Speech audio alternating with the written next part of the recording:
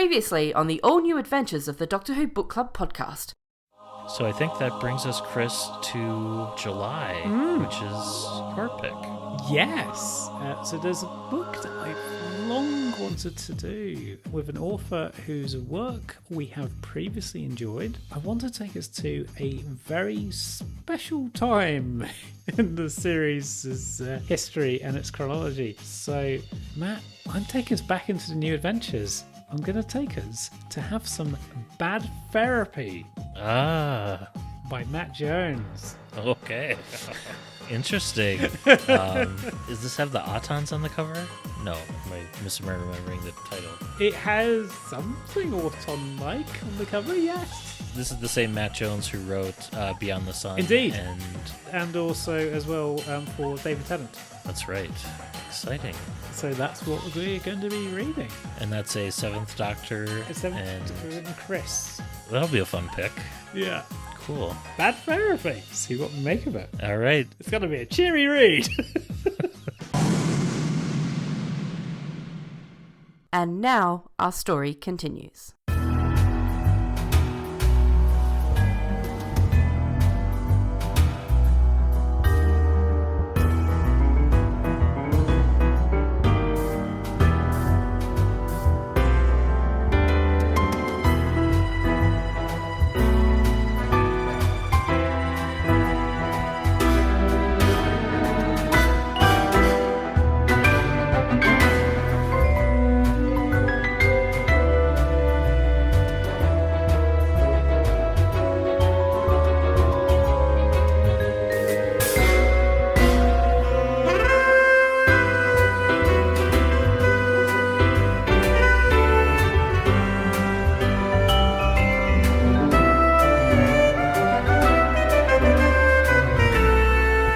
Welcome, everyone, to the all-new Adventures of the Doctor Who Book Club podcast. This is Matt in Minnesota. Chris in South London. How's it going, Matt?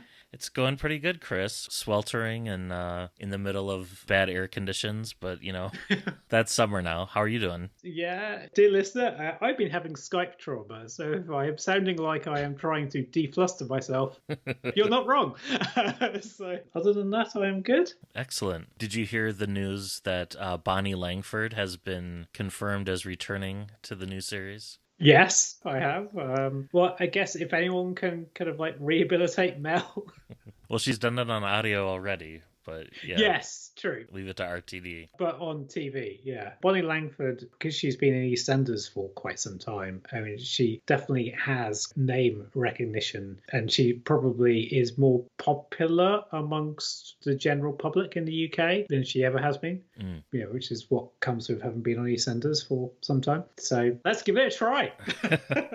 I had heard that an emergency press release was issued by the BBC a day after the news leaked on Twitter because some fans on location overheard on crew radio someone asking if Bonnie had left the set yet, which kind of tipped their hand. Yeah. But yeah, I'm very much looking forward to her return, and I do hope that they explain how she got back from the future hanging out with Sablon Glitz. Yes, but I kind of also hope it's just a throwaway line so that like people aren't lost and confused. I like to think it was the Series 24 Blu-ray where she did that Shark Tank like game show, and yes, to deliberately attract the Doctor's attention, and maybe the Seventh Doctor brought her back and dropped her off or something, but who knows? Who knows? We've also got some more book news announced. It seems like this is just, we're getting more and more info every month. First, James Goss is hosting a Target Book Club launch party on Sunday, July 16th, a day after this episode goes out at Bush Hall in London. It also serves as a celebration of 50 years of Target books, in addition to launching the new Target titles. And tickets are £17 each, or $21 in US currency. Yeah, and it's for over 18s only. Yeah, which is interesting. Yes. I suppose if they're having a party where maybe alcohol is being served, I don't know what the... Maybe Nigel Robinson's going to be swearing his head off. Speaking of James Goss, yes, Doomsday has begun. You can read Hour 1, the first story in Doom's adventure, written by James Goss exclusively on the Doctor Who website. I have not read it yet, but I do plan on dipping my toe into the Doomsday world eventually. Yeah, I read the Doomsday bit that was comic that was in the recent DWM. I've come into this slightly skeptical, and I think I'm still remaining slightly skeptical. But yeah, we'll see. We'll see. We also have a Doctor Who book is coming out in the winter as a hardcover and ebook release, and this is listed as DW October 2023 with the writers JM, SG, and UM, which in my mind have to be maybe Johnny Morrison, Simon Guerrier, and Una McCormick. Yeah, Una McCormick. And I'm wondering if that might be the 10th Doctor Christmas title. I'm not sure. Yeah. We also have heard that 10 Acre Films have announced a follow-up or maybe a prequel to The Long Game book by Paul Hayes. And this is called Pull to Open. And similar to how The Long Game covered Doctor Who coming back for the new series in 2005, this will cover the origins of Doctor Who in 1963. His first book was really well received, and it'll also be interesting to see if he's able to tell that story in a different way, because we've had several versions of it now over the years, but it sounds like they're always uncovering new things with additional research and such, so looking forward to that. And then a couple more items. Panini, it looks like, might be releasing an Ultimate Cybermen comic strip collection similar to their already released pair of Dalek comic compilations. And also Big Finish have announced a new audio novel coming this November by Lizzie Hopley called The Box of Terror, which I think is a play on The Box of Delights. Yes. And the villain will be Omega, and it features the Third Doctor and Sarah Jane Smith meeting up with the Fourth Doctor and Sarah Jane Smith, which I don't think has been done before. No. So it's kind of intriguing. And I think that brings us to Show and Tell. Yes. So what have you got for us, Matt? Well, I did not come prepared. But I will point out the T-shirt that I'm wearing, which is by Ripple Junction, and it is one of my go-to Doctor Who themed shirts that I usually wear when podcasting, and it features the Fourth Doctor logo, kind of the multicolor version of that, which is now in vogue again, as it's also kind of the 60th logo and Ncuti Gatwa's logo as well. And it's well worn, but it's still hanging in there. And I've had it for about 10 years. So, yeah, I was frantically looking around and I'm like, oh, I could just talk about the shirt I'm wearing. Why not? But other than that, I did watch a couple more Sarah Jane episodes this past month, working my way through series 3 of that series for the first time, and that's lovely and really enjoyable and is helping pass the time until we get new Doctor Who on our screens this fall. But yeah, my T-shirt, I'll say, is my official Show and Tell for this month. Yeah. How about yourself?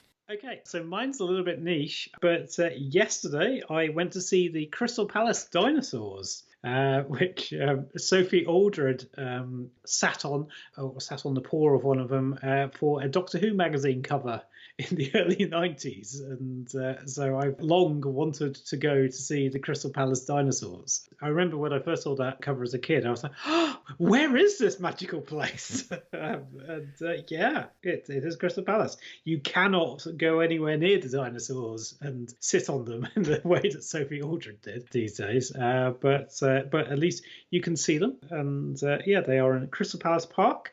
And also, as well, when in Crystal Palace Park, you can see the Crystal Palace television transmitter, which I think that's the transmitter.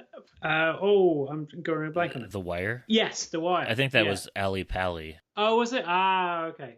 Alexandra House, yeah. Oh, okay, right. In which case it wasn't. But yes, it was like London had two really important television transmitters, iconic ones. This was the other one. Yes, this is the other one.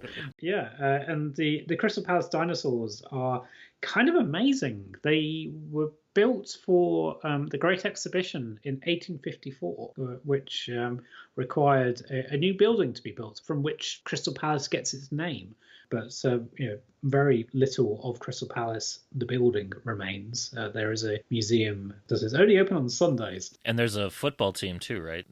There is a football team, yes, but they are not in the actual ruins of the Great Exhibition.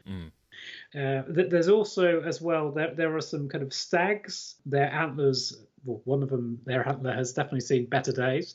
It's quite interesting just looking to see what people had thought of it, of like dinosaurs at the time. H.G. Wells writes about these very dinosaurs. There's a couple of Doctor Who novels or audios that are set during the Great Exhibition as well. There's an Eighth Doctor audio with Big Finish, where he's visiting the exhibition with, I think, Charlie. And then there's also a Missy audio set where she's kind of infiltrating the exhibition. Probably on a different weekend than when the Eighth Doctor visited, but you never know.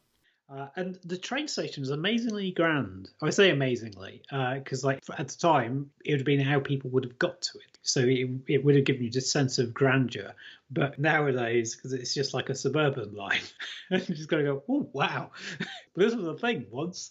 Yeah. And because you had an honorary mention for another thing, I will give an honorary mention for the very first episode of Inside Number 9, which I watched for the first time.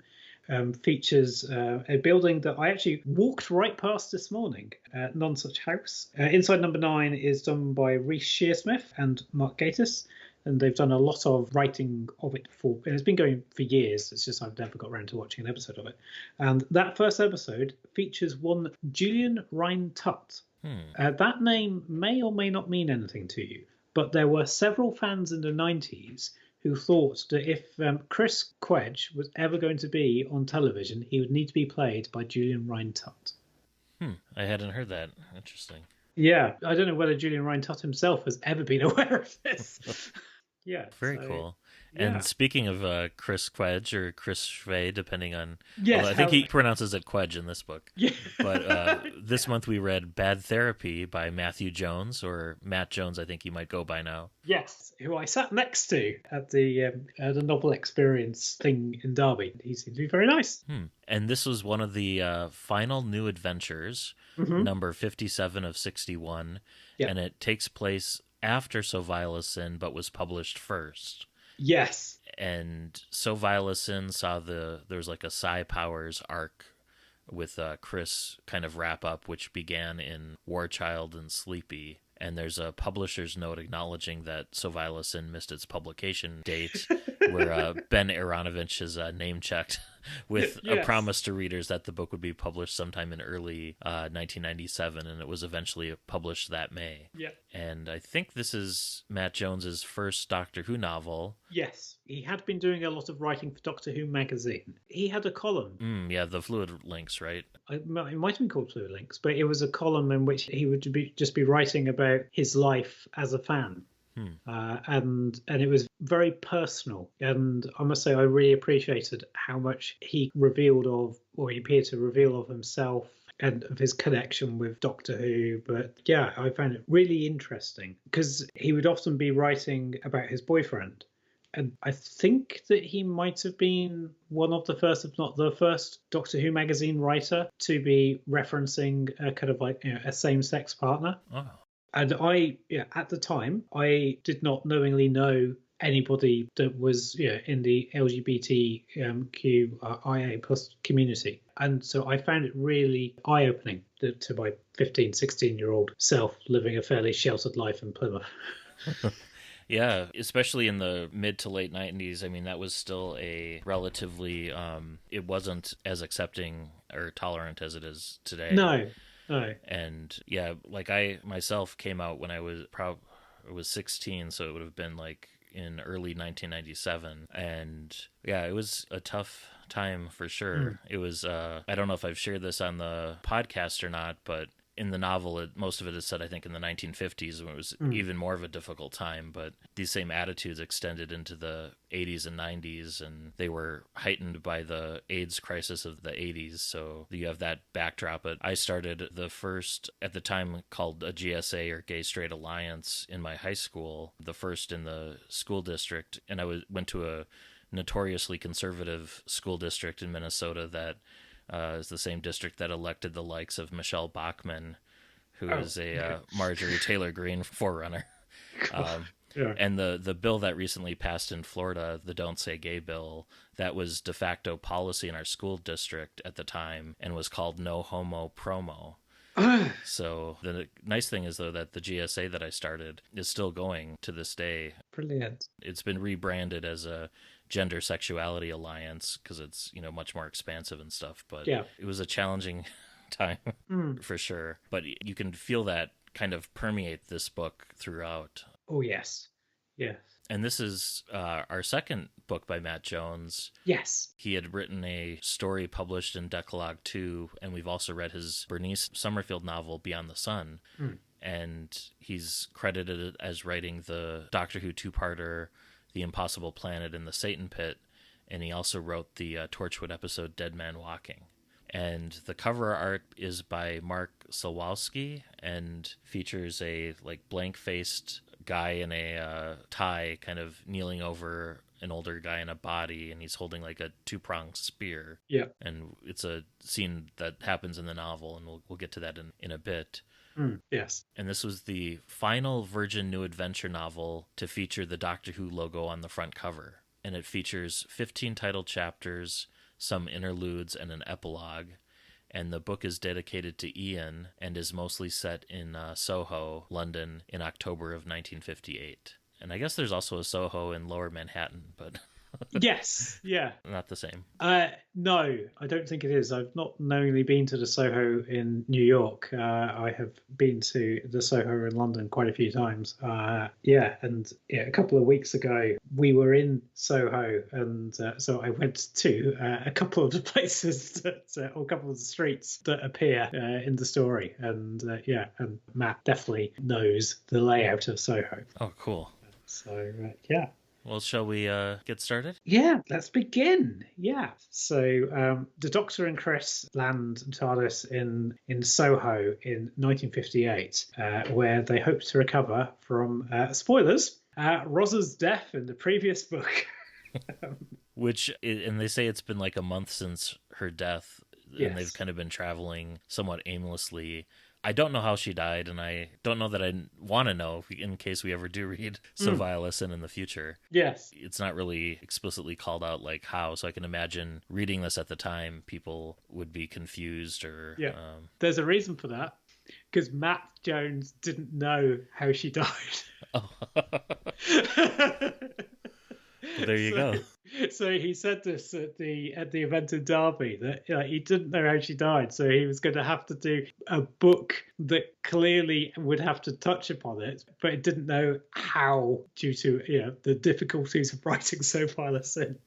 I think, this is tipping my hand a bit here, but I think that the book doesn't necessarily suffer from that. But anyway, we'll discuss that later. Yeah. But he didn't. He had no idea. And also, I think possibly Kate Orman hadn't quite worked out how she was going to do it from, the, quote, fragments of Ben Aronovich's hard drive. The outline. Yes. Yeah. So they're in Soho, and they meet the flamboyant Tilda Jupp. And she senses that Chris needs company, invites him to her exclusive nightclub, the Tropics. And the Doctor returns to the TARDIS to be alone for a while, though stumbles across the victim of a savage knife attack. And the young man who's been knifed is a guy called Eddie Stone, who dies in hospital, where there is a Chief Inspector Harris who's investigating. And he assumes the Doctor to be the hospital pathologist. And this, of course, has a few... So we've got this scene in the morgue with the Doctor. And of course, that foreshadows the TV movie. Yeah, there's quite a bit of foreshadowing yes. of the TV movie, although there's a couple instances where I thought they could have taken that a little bit farther, and I'll point that out when we get to it. But yes, this was published in December of 96, some 7 months after the TV movie had aired. So, for example, the Doctor mentions wanting to read a book in the library by the fireplace, and he's no longer in his white cream linen suit, which he wore for most of the New Adventures, but he has like the tweed jacket that he has in the movie, but he still has his fedora here. Yeah. So Chief Inspector Harris tells the Doctor that this is just the latest in a series of killings. And intriguingly, none of the victims seem to have any past. And even their closest friends or even their lovers had only known them for a few weeks. And the Doctor's quite intrigued by this. So he uses a clue from Eddie's belongings to track down Eddie's lover, Jack Bartlett, and has a conversation with him. And this is where I think we have this month's reading. Oh, yeah. So this month's reading has been read for us by Lee, who uses its pronouns. And Lee has a podcast called Strange Stories from Odd Folks. Folks spelled Folx, which is stuff written by queer authors. And it says that primarily Lee has written the stories this season, but will expand to others next season. And submissions are open. So if that is something that you feel you would like to contribute to, and apparently the podcast is listed everywhere. And the home of the podcast is Lee, Lee, Hume, HULME.com/odd, ODD, folks, FOLX. So Cool. yeah, have a listen out for that. And Lee is apparently a huge Doctor Who fan. So let's have a listen. Jack pulled the drawstrings of his duffel bag tightly closed and sat back down on his bed.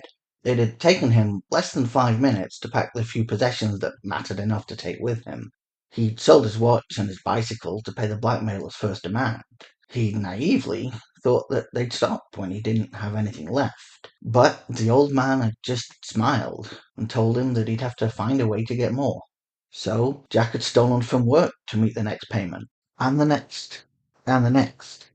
And he'd done it all to keep Eddie out of trouble, to keep what they had safe, to keep it secret. He should be upset, crying or something. But every time he thought about Eddie, he just felt numb. Jack decided to sit and catch his breath for a minute before he headed off. He wasn't exactly sure where he was going to go. He had a vague idea that he would make for the coast, Portsmouth or maybe Southampton. He had 20 quid on him. Enough, he felt sure, to buy himself a job as a steward on a ship sailing to France. That ought to be far enough, oughtn't it? He thought to himself. Far enough to keep himself out of the hands of the Blackie and the law. He couldn't stay here. The police would be around soon enough. Then they would all come out. They'd find out about the Blackie and the money he'd been quietly pilfering from work every Friday. They would find out about the money, and they would find out about the photograph. They would find out about him. I can't stay and face the law, he told the doctor. I'll end up spilling the gaff, I know I will. He would as well. Once they got you into one of their cells, you didn't stand a chance. Jack had heard all the stories from the older men who drank at the Magpie. Stories about those who'd been unlucky enough to be caught in a lay or a park.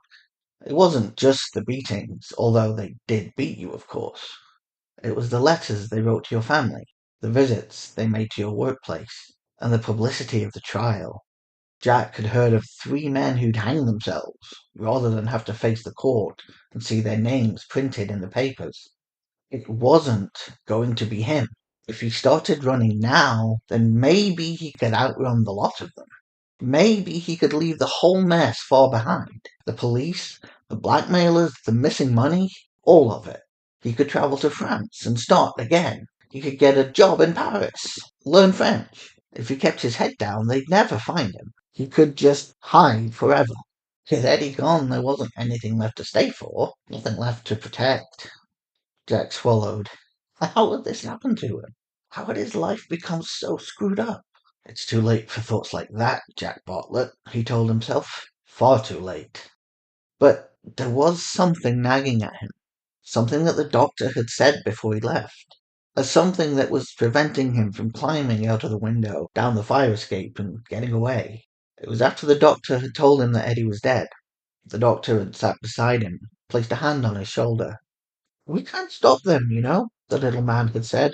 The people who killed your friend. The people who killed Eddie. You and I, together, are quite a match for all their bullying and wickedness. But I can't do it alone. Or perhaps I'm not willing to. You'll have to help me. And then the doctor had gone. Quick reconnaissance, he'd said. Won't be long. The idea was ridiculous. How could the 2 of them stop the blackmailers? How could he and the doctor catch Eddie's murderer alone? It was a stupid, impossible idea. But something about the quiet in the doctor's voice had appealed deeply to him. He'd felt his racing heartbeat slow as he'd listened to the doctor's gentle Scots burr, almost hypnotized by its comforting softness. And he'd felt hope for the first time since that terrible day when the blackmailer's first letter had fallen on his mat. He'd felt that maybe he could do something after all. Thanks, Lee, for reading that. There's something about its cadence that reminds me of Terrence Dick's accent a little bit. But yeah, we can link to the podcast as well. Thank you. So the Doctor and Jack are nearly run over in the street by a black taxi cab that appears to have no driver. So things are getting rather mysterious. Yeah, and there was a subplot with Eddie where we get kind of his backstory, and he's working as a hairdresser assistant in a shop and dyes his hair blonde and gets fired for that. And I wonder how prevalent that thought was back then, that if you'd bleached your hair that you were considered gay. That wasn't the impression I got like in the 80s or 90s with like folks like Billy Idol and stuff having like bleached blonde hair. So it might have been like more of a attitude like in the 50s or 60s. I imagine it would have been more of an attitude thing. Yeah. Because you wouldn't have had that much in the way of hair dye apart from people trying to disguise their grey. The Blue Rinse Brigade too. Well, yes. So Chris is reluctant to join in the party at the Tropics, but after speaking to him for a while, Tilda introduces him to Patsy Monet, a singer whose husband had recently died. Chris reluctantly agrees to accompany Patsy to a gentleman's club run by Tilda's friend known as the Major, to warn them that there's a local gang called the Scranton Brothers, who are running like a blackmail operation and have targeted the Major's club for destruction. Chris and Patsy arrive just as the Scrattons firebomb the club, and in the confusion, Chris hears Patsy telepathically warning him that another man is trapped in the flames, who Chris is able to rescue, and that's the Major, the guy who owns the establishment. And when the police arrive, they arrest the clubgoers, including Chris, for bawdy behavior. And Chris is thrown into a cell with the Major, who rapidly develops a fever and gives Chris an important message for Tilda for Chris to deliver before sinking into delirium. And it wasn't really like a full bar. It's really like almost like a front room, almost like a pop-up bar, because these establishments, like, you couldn't openly have like a gay bar at the time. Yeah. And this is, pre-Stonewall, and even in England, I would say pre the Wolfenden Report. Yes. Oh, it definitely is. Yeah, so homosexuality is illegal at this point in history. Yeah, so Jack is confronted by a blackmailer with proof of his homosexuality. But the Doctor senses that the blackmailer knows something about Eddie's death and convinces Jack to follow him back to his lair to learn more. So at the blackmailer's lair, they find and burn the evidence of Eddie and Jack's relationship. However, before they can leave, they're confronted by Gaudy Scratton and his psychotic brother, Carl. And Jack and the Doctor escape because Jack's been threatening to smash this crystal globe that he's noticed, and that he also can sense that Gaudy has some great attachment to. And this globe is damaged in the escape, but it's not destroyed. So Gaudy, therefore, can still use it to contact the devil. Oh, yes. The devil has given him a list of what the devil describes as degenerates who must be killed before the devil will grant Gaudy control of London's criminal network. And this echoed a little bit for me, The Impossible Planet, and yes. like the devil in that, or the Beast played by Gabriel Wolf, speaking to Toby. Yes, yeah. And in the confrontation in this basement room that was like behind a hidden wall, you have a scene where the Seventh Doctor's using Venusian Aikido, which I thought kind of funny because I don't really picture the Seventh Doctor getting that physical, and I would feel like he would maybe resort more to maybe hypnotizing with spectacles or one of those kind of tricks versus direct physical violence. But the narrative calls it out as it being unique and unusual for this Doctor too. Yes. Maybe it's showing that he's kind of out of sorts after Roz's death, possibly. And also just that he is just desperate and doesn't quite know what to do. And the Doctor visits Harris's police station. This is the same police station where Chris is being held in a cell, but kind of like ships passing in the night. They keep missing each other. Yes. And there's a homeless woman there who's trying to report that her friends are being eaten by a driverless black cab, which we saw earlier. And the Doctor insists upon investigating, although one of the sergeants is convinced that the Doctor's a lunatic. And Harris, the police captain, agrees to go investigating with the Doctor, and they plan to use Jack as bait to lure the cab out into the open. And when the cab makes an appearance, they discover it's not a vehicle at all, but a solid lump of black obsidian jelly-like material that is in the form of a cab, but it's really like, you'd almost think of it as like the negative space that a taxi cab would have. And the Doctor attempts to escape, accidentally results in Jack being consumed by the cab, and the Doctor leaps into the cab to save him and gets kind of sucked into the jelly-like interior. And Harris watches in shock as the creature drives off with both the Doctor and Jack inside, smothered in jelly, but the Doctor's able to breathe air into Jack's lungs and puts him into a trance to save his life. Yeah. You sort of have a same-sex kiss. With the, predating the Doctor and Jack Harkness, you have the Seventh Doctor and this Jack. Yeah, you do. Back at the police station, Chris is released with a warning, but the Major remains locked up because he's actually running the club. After Chris leaves the police station, he does stop in the TARDIS briefly to change his clothes, and he finds himself locked out of the wardrobe room, but there's a second suit there that's like laid out for him that he changes into because his first one was destroyed by smoke. And it was interesting that, and I laughed out loud at this part, both the clothes that the Doctor gave him originally for this time period as well as the replacement clothes that the TARDIS gives him are laughably like 20 or 30 years out of date.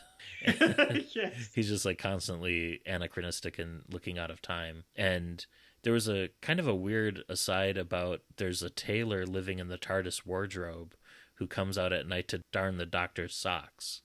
And I couldn't tell if that was like an actual person or like a manifestation of like the TARDIS consciousness doing that or what that was about. Yeah. I don't know if that tied into like other books where that's mentioned, or was it a weird aside that just made me think like, wait, what?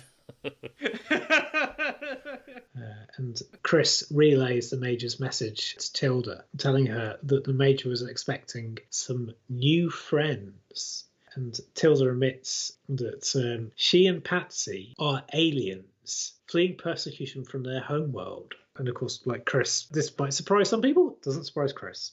So he agrees to accompany Patsy to the coast over in Essex, where some new arrivals are due in. And Patsy takes them to a mental institution where she claims her people are being held captive and forced to use their empathic powers as kind of like slaves for the British government.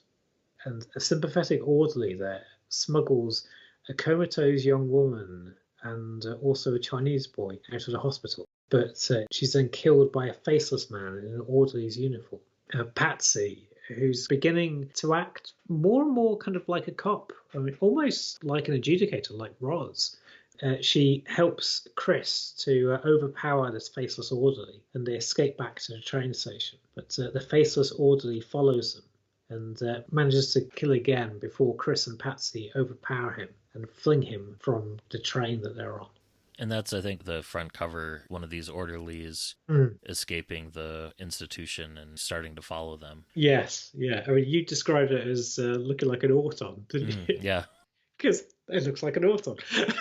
Also like the Wire episode again, in that, after they have their faces stolen. Yeah. Or no, the Wire's the name of the villain, but yeah, the episode's The Idiot's Lantern. So then the Doctor awakens in this psychiatric institution, surprising Dr. Julia Mannheim, who'd assumed he and Jack were dead and had been delivered as more raw material for the construction of what are called toys. Like in my mind was referring to them as gangers. Yeah. Because they felt very similar to that Pudding People two-parter. Yes. But same sort of deal where you have like the flesh is like conscious and it can be formed into different people or personalities depending on who the toys are around. And when the doctor wakes up on the operating table and claims to be an alien kidnapped from the streets of London by a living black cab, this doctor concludes that he must be a patient overlooked in the shutdown of the Institute. But she's shaken when the doctor proves that Jack is also still alive, contrary to her assumptions.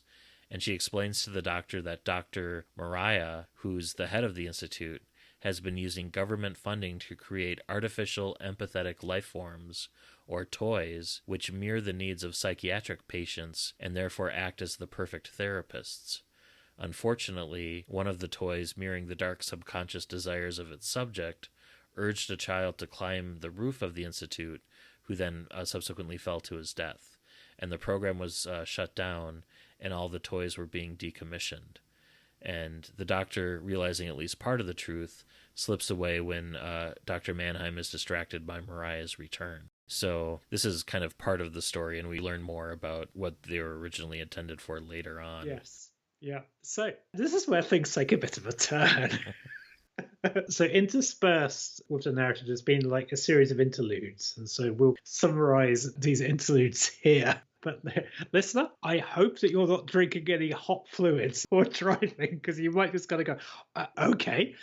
So on the distant planet of Krontep, Queen Gilliam slips away from a royal spaceship and very much a stifling life of a king whose love she doesn't return. And legend has it that the first king of Krontep, the man-god Mariah, killed his unfaithful wife, Petrushka, in a fit of rage, and then fled his adopted world in grief. And then Gilliam visits the archaeological dig where Mariah and Petrushka had lived. They're ruined. But, sorry, I've explained that in a very convoluted way. But so she visits the archaeological dig happening in the ruins of Mariah and Petrushka's home. And she finds that there's a hidden message that's been kind of like hidden in Petrushka's traditional song of lament, and realizes there's more to the story than what people believe. And she's like decoding, there's like musical notes that are written on the walls, and it has like a hidden message, and there's a lot of archaeological research going on to kind of piece this story together. And the king sends scientists to help her, hoping to have her back at his side more quickly. But she drives them away because she says that this is something she must do herself. And it appears that Petrushka, who'd also been stifled by her own husband's obsessive love for her, had entered into a relationship with her bodyguard. So together they built an escape route through time and space, activated by crystal globes in Petrushka's chamber. But then her bodyguard lover had betrayed her to Mariah, who beat her nearly to death and removed a vital part of the mechanism. Petrushka then took her own life in despair, which is why Mariah had really fled Krontep in grief. And now Queen Gilliam faces a choice of her own, and she chooses to use the time tunnel to escape from Krontep and her own smothering relationship with her very shouty king. Yeah. Were you expecting? Did you have any foreknowledge of this? No, I did not. Although there was a clue or a tell in this section that did make me think, okay, there's something going on with this queen, where at one point she makes a reference to secret passages in Nancy Drew novels. Oh, okay. And I'm thinking like, well, why does this person have this knowledge? And then I started thinking like, oh, is she like, my mind went to Masters of the Universe and Queen Marlena, where, you have like a Earth astronaut who may have been married into like a royal family or something. Yes. And that's kind of where my mind started going at this point. Yeah. So the doctor's still in the hospital, and he finds a flesh mask disguise in a room full of abandoned toys, all dead or dying, which was a horrific scene with the doctor in this room just full of all these body parts and inactive mannequins. And he's able to awaken Jack, and together they search Mariah's office and find a secret panel behind a painting of a woman who resembles Tilda Jupp from London. And in the caves beneath the Institute, Mariah is communicating with Gordy Scratton via a set of glowing crystal globes. And this is the same Mariah that Gordy thinks is the devil. And Gordy is on his mission to cleanse London of quote-unquote degenerates, which are in fact the escaped toys. And Mariah agrees to send Gordy some lost souls to help his cause. and the Doctor uses the flesh mask to disguise himself as the notorious gangster Billy Spot, who's like in a rival gang, so he can keep an eye on Geordi.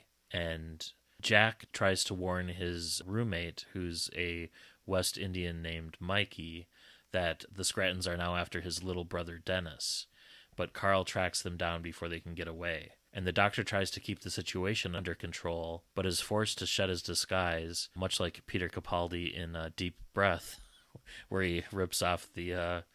Did you know that that face that he was wearing was Matt Smith's face? I recently learnt that, yes. It was like a leftover casting, and so it was very appropriate.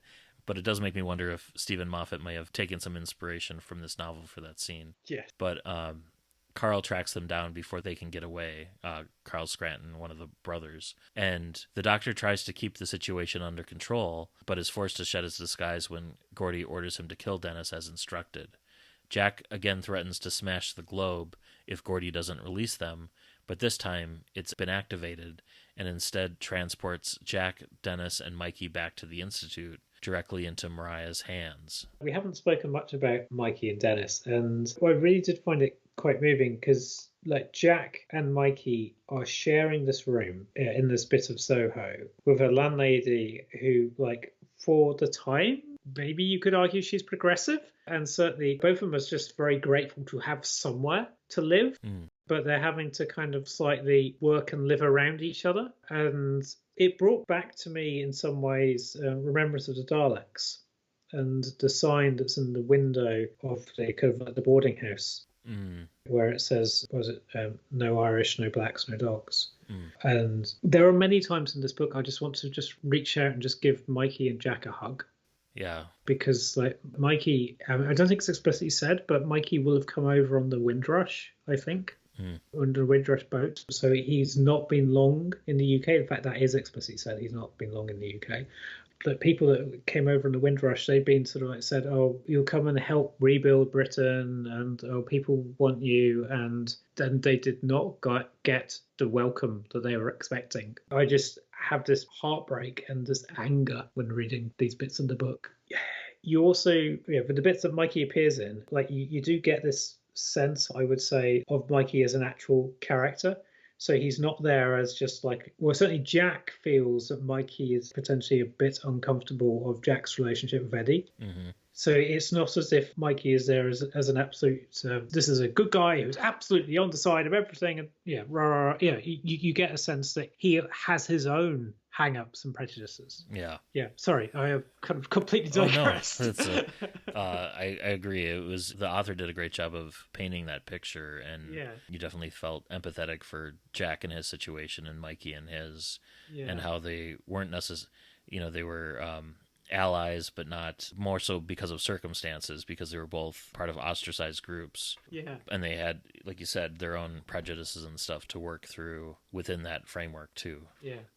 So then the Doctor tries to return to the TARDIS to follow them, but is caught and arrested by that sergeant from earlier for impersonating a pathologist at the hospital. And the Doctor tries to convince Captain Harris of the truth, but after agonizing over his decision, Harris decides to trust the Doctor and releases him, which causes him to be suspended from the police force. And the Doctor takes the captain to the tropics and forces the reluctant Tilda to take them back to the Institute, a place that she'd hoped she had left behind forever. And shortly after they leave, Chris and Patsy return to London. Because nobody's at the tropics at this point, they go back to Patsy's house, where they end up in regular Chris fashion hooking up. And when the cleaning woman arrives, she's shocked to see Chris there and furiously lashes out at Patsy for unfaithfulness to her dead husband. And Chris is shocked to learn that Patsy's husband died less than a week ago, because she had told him that it had been like 5 years, and he storms out of the house in disgust, wondering what kind of person could forget so quickly. And at the same time, he's haunted by his guilt with Roz's death. Although I wasn't quite clear on the status of Chris and Roz's relationship, like if they were ever romantically involved or if they were strictly just like police partners and traveling companions. Because parts of this book made it seem like they may have had stronger feelings for each other, or I just haven't read enough of the later New Adventures to know like what their relationship status was like when Roz ultimately did die. Yeah, I was trying to remember that, and I was remembering, oh yeah, no, I'm sure they were in a relationship, and I thought, oh, hang on, no, you're just remembering when you read this book ages ago.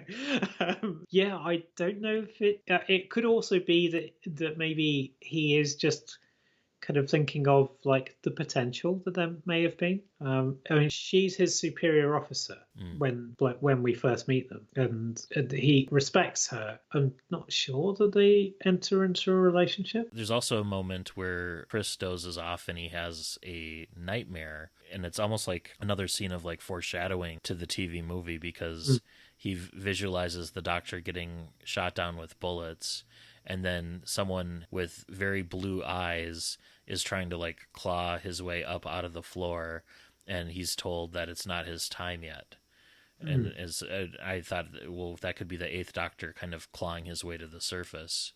Yes. And kind of a prophetic dream. So it makes me wonder if some of the Psi Powers arc and stuff trickled over into this book too, where Chris is getting these visions still. Yeah, potentially. Maybe it's the TARDIS. Who knows? But yeah, so at the Institute, the Doctor, Harris and Tilda find Dr. Julia preparing to decommission Dennis, so Mikey's little brother. And because Julia's convinced herself that toys are not really living beings, but simply tools. And Julia seemed a little bit out of time to me. She seemed more like, not like a woman from the 1950s who maybe fought against the system to become like a psychiatrist, but she just seemed like almost like a Scully from X-Files type, just kind of dropped in to the narrative. But also maybe because she's been given opportunities by Mariah or something, that maybe that's why she's loyal, maybe? Yeah, that could be. It's not like she's working for the police.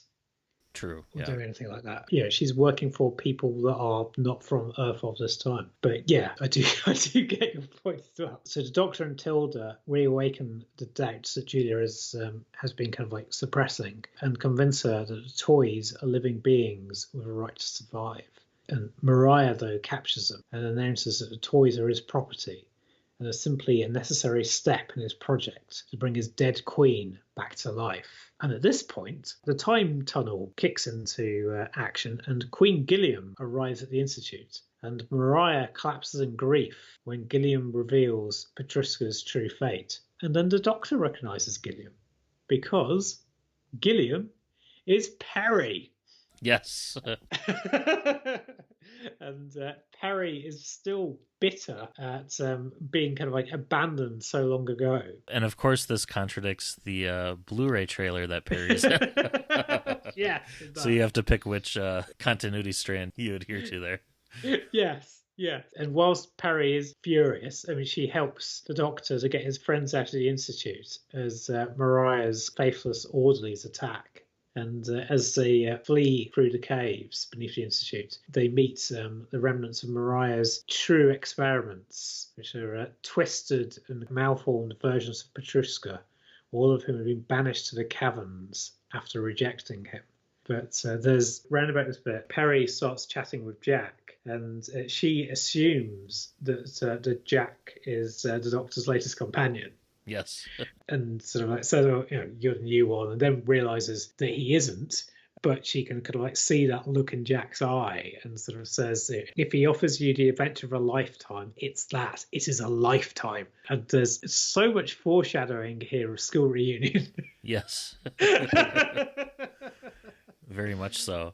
And Perry, in their adventures underground in the caverns, Perry's still wearing an anti-gravity belt from her archaeological expedition. So she's flying around. And at one point, Jack's like about to fall off a cliffside, and Perry rescues Jack using the hover belt. Yes. And there's a wonderful nod to Richard Donner's Superman, where Jack exclaims to Perry, "You've got me. Who's got you?" Yes. Yeah, I thought that was wonderful as well, but I kind of read that bit out to Lauren, and she just rolled her eyes. And of course, this explains the Nancy Drew reference, from earlier too. Yeah. So, when did you realize that Gilliam was Perry?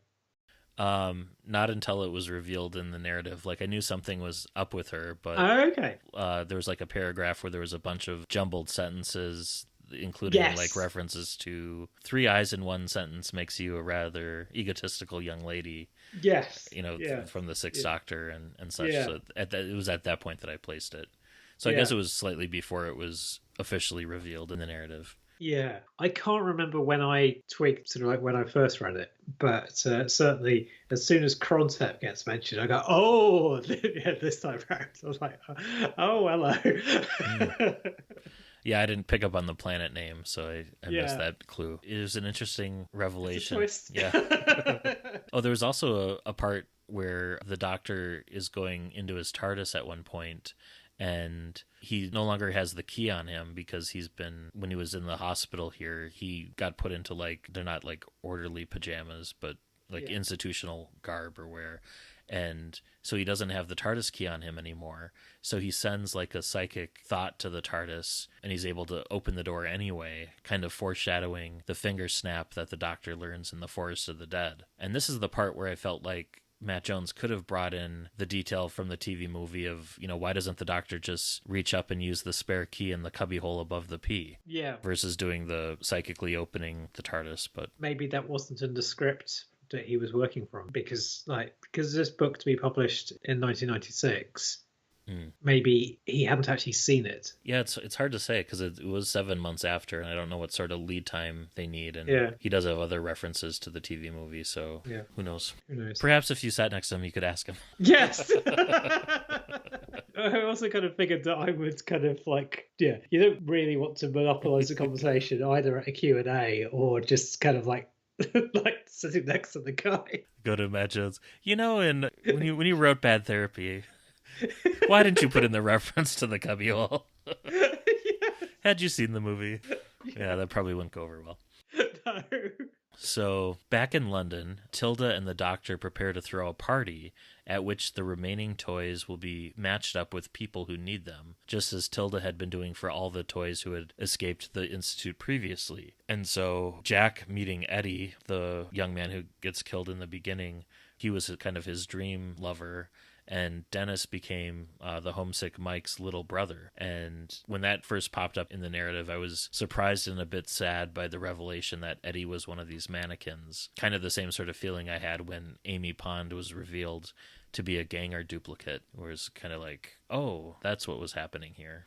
And it also makes me wonder, so there's the Scranton brothers or whatever, there's the two brothers, one of the brothers died, and then no one in the police department has any knowledge that there's an additional younger brother. Yes. Carl. And so I started suspecting probably about halfway through the book that the third Scranton brother might be a Ganger too, because no one remembered there being a 3 brothers. And I wonder if that was just dropped or hinted at, or if it was, because that was never revealed, whether or not Carl was duplicate or one of these toys as well. Yeah, I like that it's a bit ambiguous as to what Carl's deal is. Yeah, but also it's like surely the Scrattons would know, but also you do get these people who would be kind of like almost like lying to themselves, wouldn't they? Yeah. So yeah, and you kind of get that with Mikey, where I mean, even after the truth is revealed, it doesn't matter to him. I mean, he's still like his younger brother that he has to protect. Yeah. So yeah, they have that deep attachment very early on. Yeah, the love is real. Yeah. Yeah, even if the person originally wasn't, but then they become real. Yeah. So Chris then returns to the tropics, but once he learns Patsy's true nature, he's sickened to realize he was simply projecting his own desires onto her, and he considers her nothing more than a toy, and he'll have no part in the charade. And the Doctor, surprised, questions Jack, and realizes that Jack is too sickened by his understanding that Eddie was only a mirror of his own fantasies. And Tilda insists that the toys need empathetic partners in order to survive, but the Doctor points out that she doesn't have one herself. And he says that the toys are stronger than even she had realized, and she finds that she's able to bring the remaining toys to life herself without needing a human partner to imprint upon the Gangers. Or the toys, I guess. I keep calling them Gangers. Yes. Yeah. That's essentially what they are. Yeah, essentially. But with better special effects.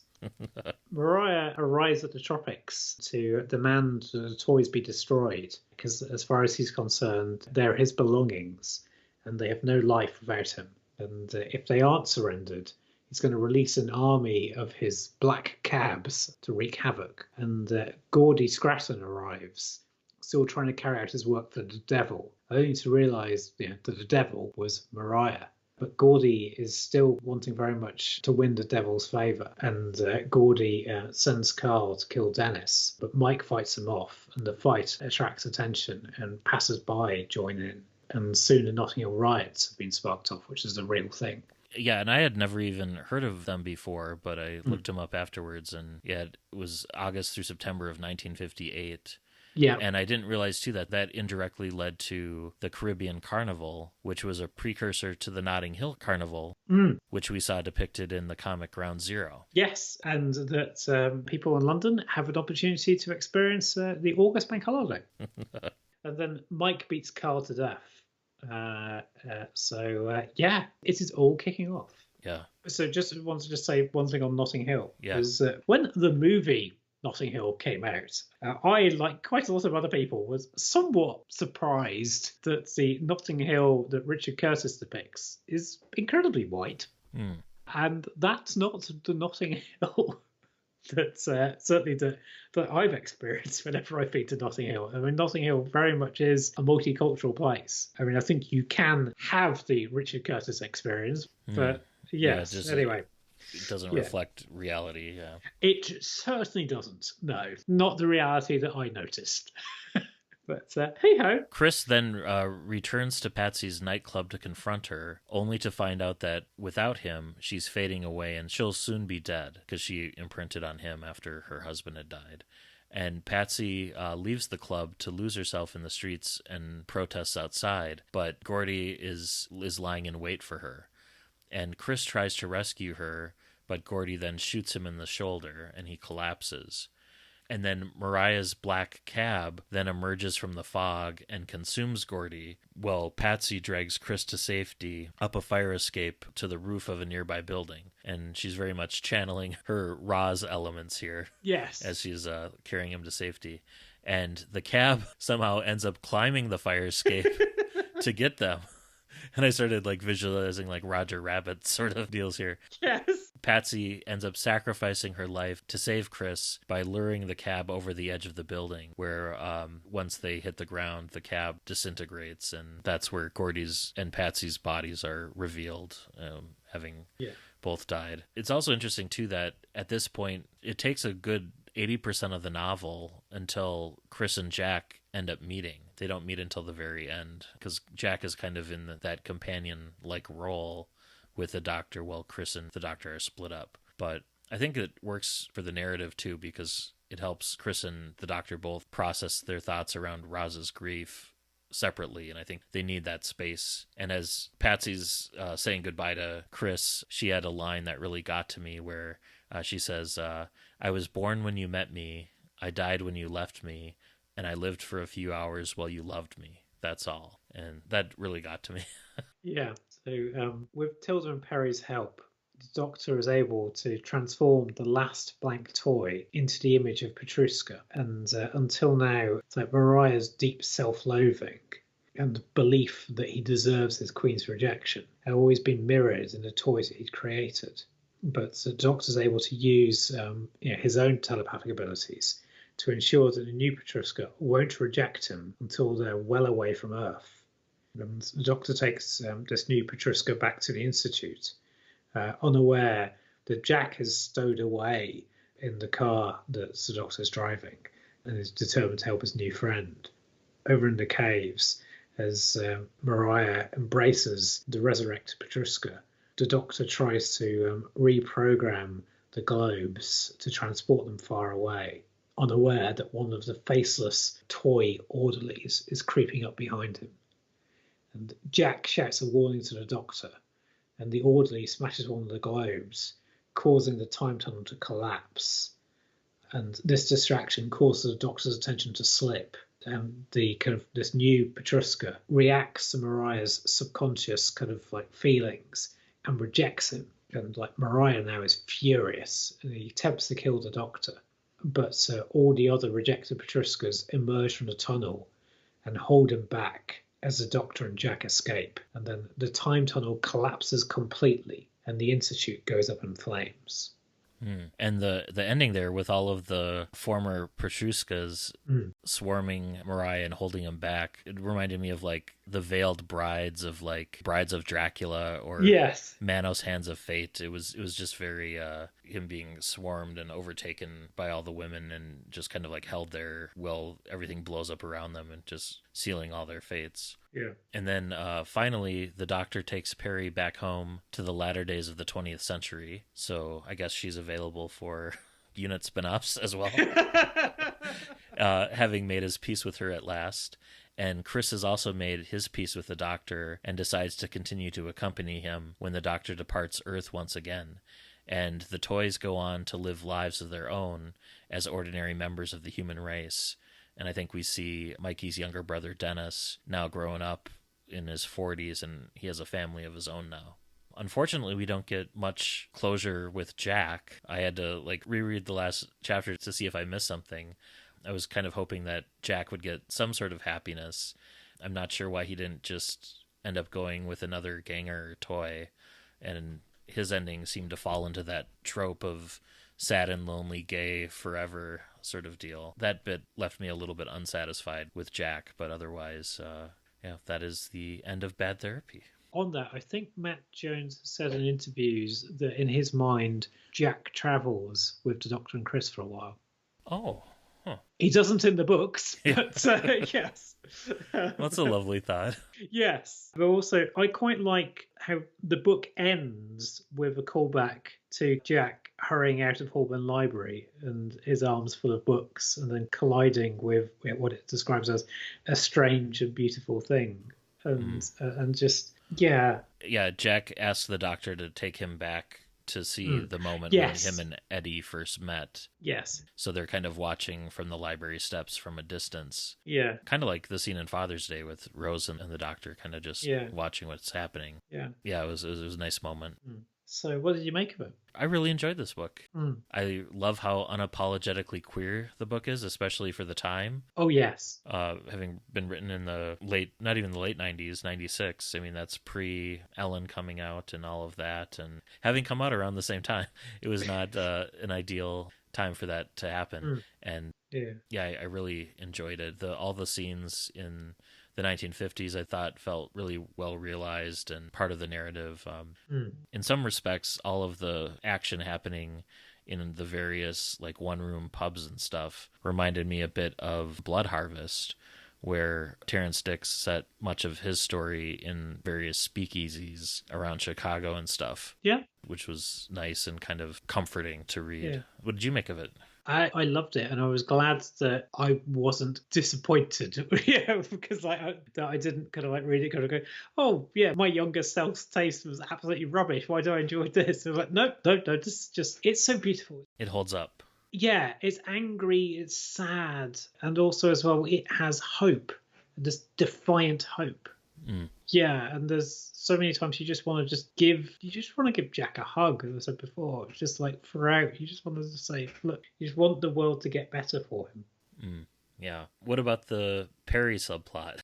Well, because I knew it was coming, I enjoyed it. But also as well, because I'd always kind of thought it was a bit of a weird pairing her off with Eukragos, the king. Yeah, I kind of figured that she would be angry, and whatever her version of the Doctor leaving at the end of Mind Warp, she would feel she'd been abandoned. Yeah, I guess from my perspective, I'm not sure that Perry was really necessary to the story. It was a nice added twist and reveal, but I don't think it added too much. And I wonder if that's because I'm already coming at this with having seen her further adventures in her, in that Blu-ray short she did. Yeah. Or Big Finish has done a number of audios where all of that is resolved and, it's resolved differently from here. So maybe if I had read it at the time, I would have latched onto it more and thinking it was of course we need to know what happened to Perry. That was one of the hanging threads from the classic series, but because that's been answered already in a couple of different ways, coming at this, I'm not sure that it added that much. And I have to say I found it challenging to believe that Perry could translate ancient alien languages encoded in musical notes. I feel like Zoe could maybe pull that off, or River or Bernice, but maybe not Perry. But, like, she's been trapped in a gilded cage. Mm. So she would have potentially had access to the various kind of like learnings and everything. But True. I do think, because you've got a doctor who is recovering from grief or trying to process his grief, and he is then hit by another companion who he at one point had thought had died. And who is not happy to see him. And it's a further kind of like pummeling of the Doctor. But also as well, she comes to terms. Like, she eventually reaches a bit of a peace with the Doctor, just as Chris and the Doctor meet a form of peace amongst themselves. So I can see why people would kind of go, yeah, she's got nothing to do with this. But I think it does kind of work a bit. When you frame it up like that, I can see that for sure. Like the parallels there with the stories and how it provides some resolution. And it also echoes what the Doctor and Chris have gone through too. So yeah, I can see that. And it's doing something interesting with the character. Yeah. As well, because like she is not one note. Yeah, because like she goes through her own journey in the course of this book. Yeah, even if like not quite sure what she'll get up to back on Earth. But hey ho. So what score would you give this? I would give this a 9 out of 10. It was very much joyful to read. Sad and depressing in parts too. Yes. And reading it in June, during Pride Month was good too. I did feel it was a bit slow in parts where you have a lot of kind of standing around and talking as they navigate the West End social scene that they're a part of. But at the same time, I appreciate that it's a novel that does really take its time, and I can see why, on the strength of this book, as well as Beyond the Sun, that RTD asked Matt Jones to write for the series. How about you? Yeah, I love this. 10. Okay. Yeah. I mean, it is not without its. Yeah, I mean, there are one or two bits that maybe Perry isn't strictly necessary. However, it's just a series of emotional punches, but also I do think it's an amazing book to read. It's one of these books you don't hear that much about, like when people sort of like talking about great new adventures. And I think this one just gets lost in it. And I am glad that it held up. Yeah, because I do think it's great. And also as well, so to read it in Pride Month. That hadn't been my plan. But yeah. Geography is spot on of Soho. So I don't think the tropics is a real place. Because like sometimes some of the authors, particularly of the New Adventures, where they would set things in London and it would just be moving from landmark to landmark. For this being Matt Jones's first novel, I thought it was exceptionally well written. Yes. When I contrast it with, like, say, The Crystal Bucephalus, and just in terms of how you describe, like, scenes and characters and such, I think this was so much better than that. I didn't realize I would need a sequel to Mind Warp, but I was very surprised that it turned out to be one. Yes. Yes. And it very much improved upon Mind Warp. Yeah. So. Yeah, I mean, I can't remember much about what Mind Warp tells us about the Society of Krontek. I kind of think that this book probably is just doing its own thing. Yeah. I mean, you certainly do not need to have watched Mind Warp at all to enjoy it. Well, that was great. Bad Therapy. Yeah. Definitely a highlight of the New Adventures range. Very glad I read it. Yeah. Shall we move on to listener feedback? Yes, let's. Listen. All right. I'm not seeing any new email this month. Kenny Smith sent us a dramatic reading, but it was for a different podcast. So... thanks. But listeners, if you do want to get in touch with us, you can at andwbcpodcast@gmail.com. And Chris, anything on the Facebook side? Yes. So we've heard from Jay Barry, who says about Bad Therapy that it was nice to see Chris get some proper characterization beyond Space Police Himbo. It's not the most charitable description, but it really is post-Roz that he gets better developed. And the way the setting is used to explore themes is far more preferable than if the human historic tragedy was caused entirely by aliens.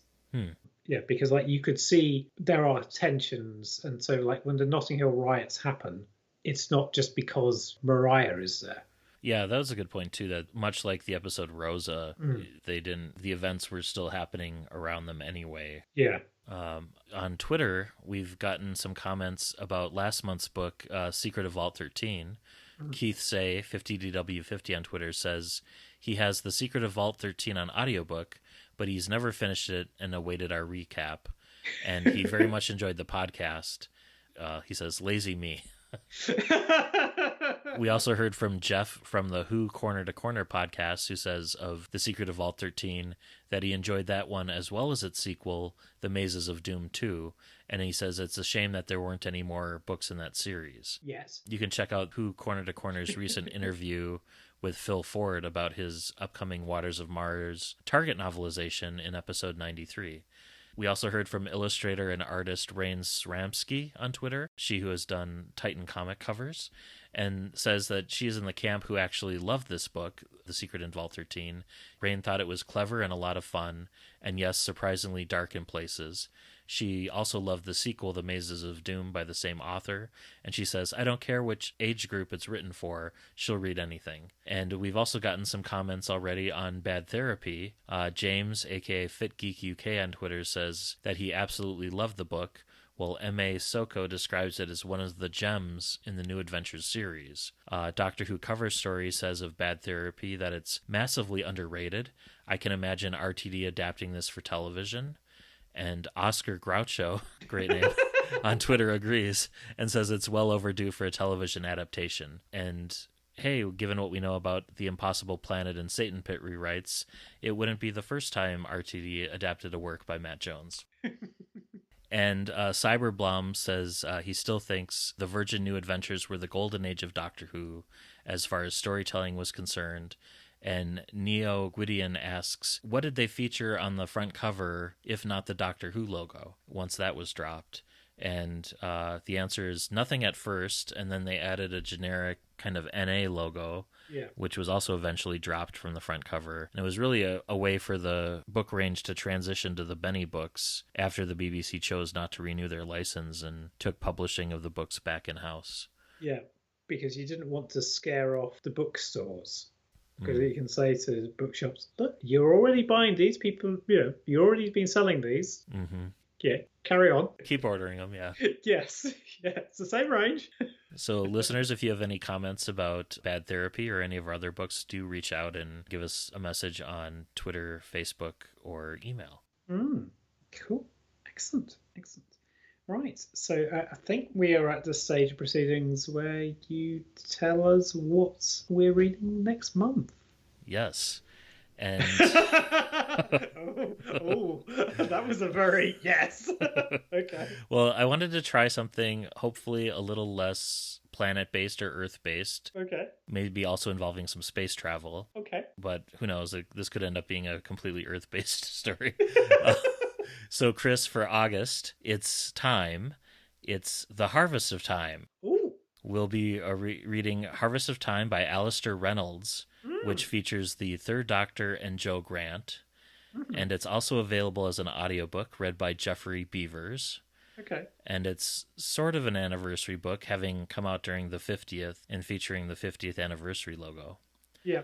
Okay. So cool. That'll be our book for August. Excellent. Some Third Doctor and Joe. Yeah, I have not read that one, but I have enjoyed Alistair Reynolds. Okay, I'm looking forward. Excellent. Well, until next month, this has been Matt in Minnesota. Chris in South London. Happy reading. Stay safe.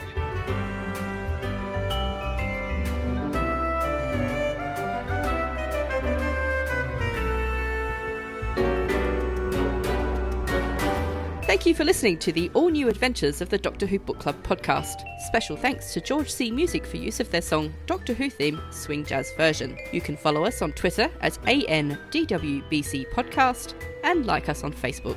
Help other listeners to find us by leaving a rating or review on Apple Podcasts or your podcatcher of choice. You can contact the show by emailing your thoughts to andwbcpodcast@gmail.com. And until next month, happy reading.